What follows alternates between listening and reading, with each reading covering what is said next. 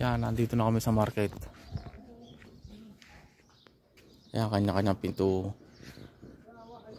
Kanya-kanyang buyer dito. Kaso wala, tulog. Tulog yung mga tao kasi Ramadan. Mamaya pang gising, alauna. Alas 2 yan. Alas 2 pa ang trabaho dito. Siguro. Walang tao eh. Hey, Said, mungkin 2 o'clock.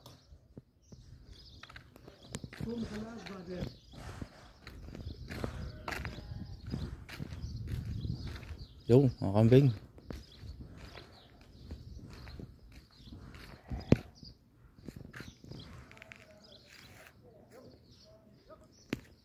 Tingnan tayo din eh. Aba, ibusan ko naman ngayon. Kanilang mga tupaw.